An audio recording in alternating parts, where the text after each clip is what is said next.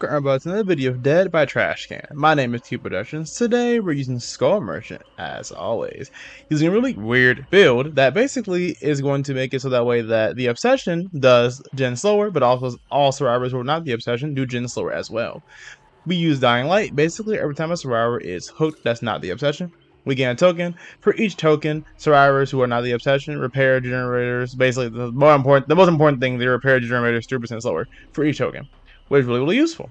Then, of course, we have one of my favorite Hex perks in the entire game, actually, Hex Wretched Fate. Once one generator is completed, a random dual totem across the entire, on the map will basically light up, and the Obsession will automatically become cursed, and they will do the generators 33% slower than usual. But then they can see the super annoying aura of the Hex for some reason. After 12, when they're 12 meters next to it, which makes no sense at all, but behavior, whatever. But it pairs well with Dying Light, because Dying Light doesn't work on the Obsession, so making one work on the Obsession or not work on the Obsession is really good, useful.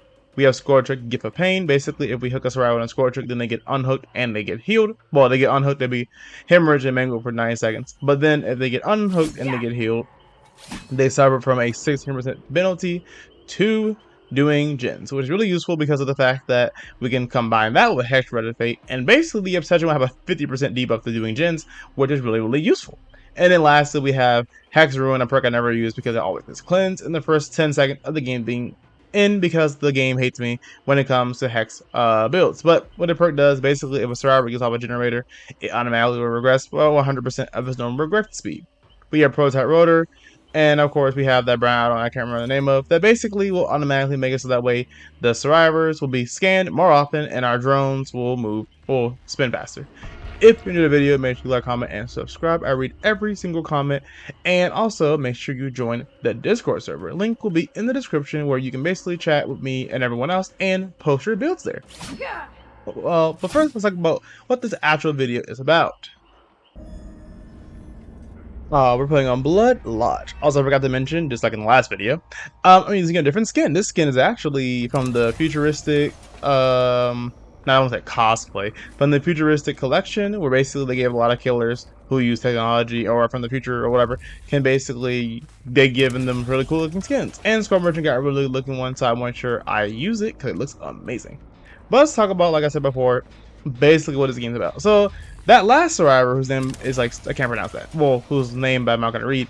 Basically, during this match, he will send me a message at the end, as you'll see why from the gameplay. Basically saying that my killer gameplay is boring. It's this basically just like how it is in the thumbnail of the video, and you'll see why.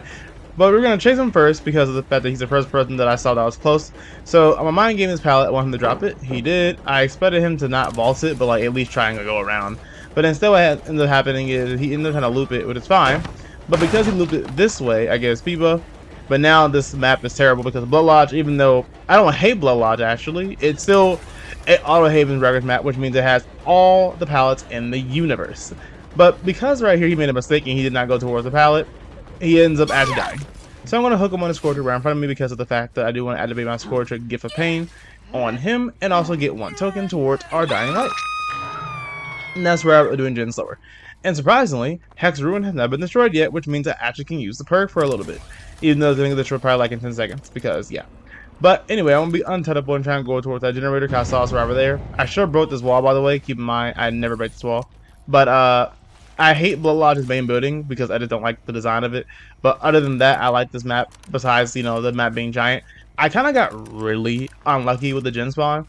Like 2 of the gens spawn across the map, 2 of the gens spawn across the map here, and 2 of the gens spawn in the middle. So because of this reason, the 7th gen is in a really random spot. Right here, I'm become untethered and hit this girl who was previously actually on a different gen, but now he's on this gen. So as a result, I'm going to hit her.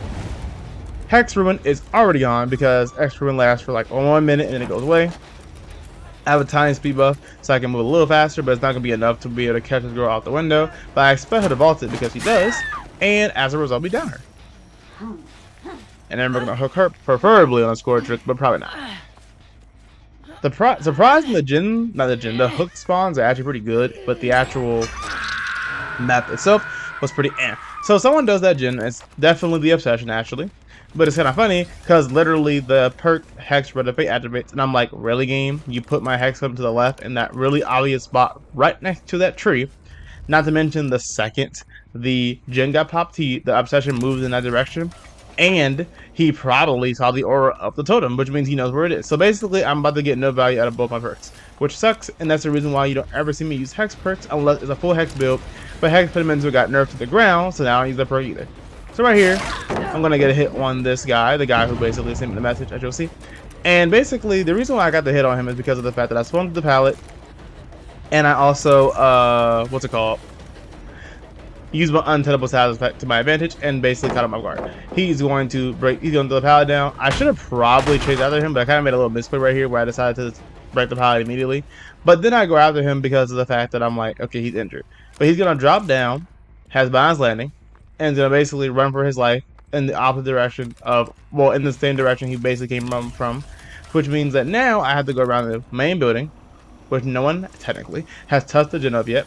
And I'm gonna try and find him, but I don't know where he is. So I'm gonna try and kick this gen. Kick that. And I'm gonna put a drone right here and this reset because of the fact that I realized that this person is gone. Now keep in mind he's still injured and has not healed himself, so you understand.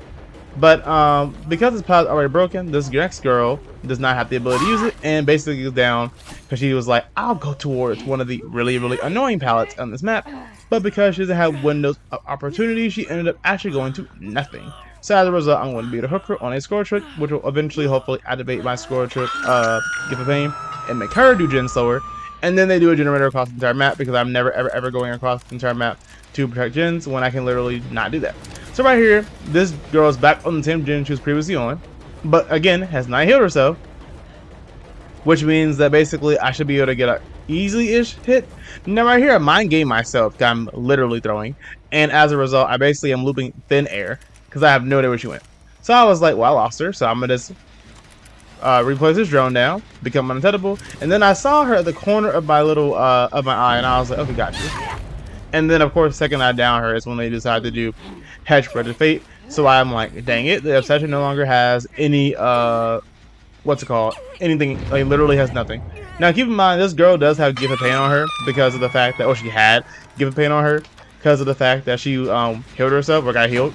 So that means that this generator that she's working on was actually being done 16% slower. Well, technically it was actually being done like 20% slower because of the fact of Dying Light also.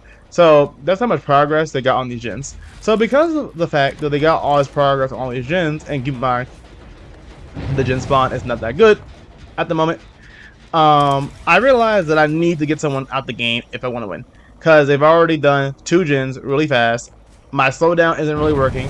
Every survivor is doing gens 12% slower except for the obsession, and the obsession cleansed his totem, which means that now I don't get any advantage. But then I saw someone in the corner of my eye, so I was like, you must go. But then I realized, like, wait a minute, it makes sense to go after the girl who I just downed because of the fact that, like I said before, if I do not go after her and get someone injured or dead, I will lose this game because of the fact that basically they're going to do all the gens faster than I can do anything. So I down her. Now I expect maybe she might have some sort of second chance perk, but luckily for me she does not, so we're good. So we're going to hook her and she is going to die. Now it might seem like I'm telling right here, like I said before, but again I did explain my logic and my reasoning. So they do that gen, even though again they do gens 15% slower now, but they still are doing the gen. This gen's almost done, and she also does gens 15% slower. So I was like, great. Now I don't even want to chase this girl over here because of the fact that I'm getting nowhere near my gens, which means that basically there's a high chance I'll end up just getting the other gens completed. But because of the fact that she's here and I do want to get at least somebody on the hook to make this, to force the survivors to make a play, I decided to go after her. So I'm going to hit her, and then I'm going to run across the entire map, trying to go, you know, get her. And as you can see, they have 1 gen left, even though I do have 15% slowdown, because no matter how hard I try, they're still gonna do gens. And then I'm like, oh wait, you're dead on hook, I believe, so I'm gonna go after you instead of the Laurel Croft. And keep in mind, the obsession is doing gens at normal speed. I know exactly where he is because of the fact that that drone right there had been disabled, which means logically he's the only person over here. So that means that this drone is, that means the obsession right here. I expected the Jane to go revault the window, but instead she does not. If I was paying more attention, I could have easily hit her, but instead what happens is I actually just down her because of the fact that she falls through the window. So I'm gonna pick up this girl, and then the guy seeming to imagine he's like, that was boring gameplay. Learn a different killer. I'm begging, and I'm like, oh, what? Do you mean? I guess it's boring gameplay when you lose. I guess whatever. But anyway, but yeah, basically he was less boring gameplay. I'm gonna hit this guy right here. Yes, there we go. I'm able to get Alan Wake down before he's able to make the pallet, which makes me happy. Now I probably should even go after him honestly because of the fact that like he's his first hook I believe. But yeah, also I'm mad. I kind of realized that Jane was not dead on hook, but I realized that I messed that up.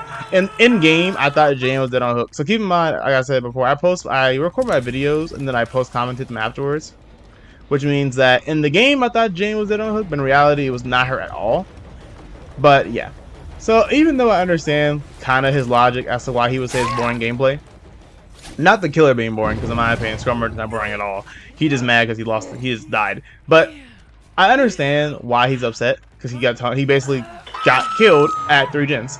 But if you watch the video to the full, which you see right now, you understand that in order to play Skull Merchant, you literally sometimes need to play like this. Skull Merchant is the worst killer in the game, like hands down, or at least one of the worst killers in the game. I have a bunch of videos on her, so I know how to play her.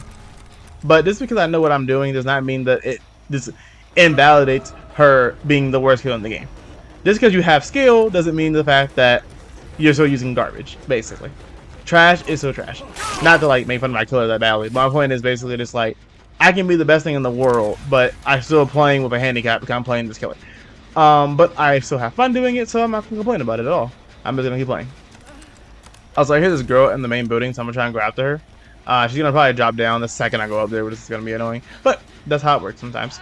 So because of the fact that I knew that that one girl was dead on hook, and also I knew that if I did not, also I'm bad. I don't know what I'm swinging at, by the way. And also I knew that if I don't kill her, I'm going to lose this game. I decided to kill her, and that's the whole reason as to why I played the way I played. It might be considered boring because oh you died, but in my opinion, it's not boring at all. It's called logic. So I do respond back to him, and I basically say no, I play smart, and you were injured most of the game. So because you were injured most of the game, I capitalized on that, and I basically downed you because of the fact that you wanted to stay injured instead of healing yourself. And as a result, I downed you and killed you. That's basically what I said. Now I didn't say that and fully, but that's basically what I said.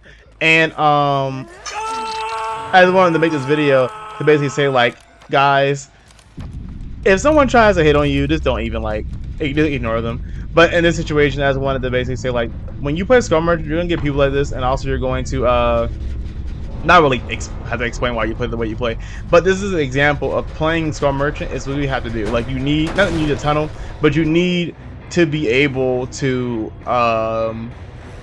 play strategically, because you're not playing Nurse or Blight, where basically you can just like play any way you want and basically capital and then basically win. And instead, you're playing a killer who basically the power barely works in chase and is not even that good for anti-loop, but it's supposed to be anti-loop.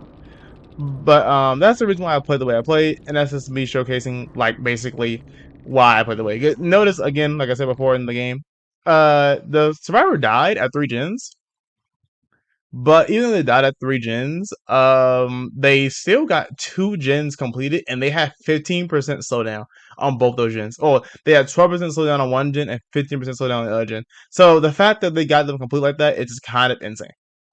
At least in my opinion, it is. Okay, last thing I'm going to say before I end this video is basically I responded back to this person because I don't mind responding back to anybody. Like I said before, I read every single comment, and I will also read every single hate mail I get no matter what and respond if needed. But basically I said, oh, before I read this, I literally wrote this at like 11:50 p.m. because I just got off work. I was dead tired, but I wanted to record YouTube videos for y'all. Oh, never got lied. 12:47 a.m. even worse. It says, it's called playing smart. You're on death hook. Why wouldn't I kill you? So I'm supposed to let you live, even though you said injured most of the game. I can't spell, and I can't type. And you're death hook. Playing like that would be stupid. So I play smart. GG. And what I said, like I already said in the video, is literally he got hooked, and then he got healed. He had Scourge give the pain on him, so he did gen slower. I found him again.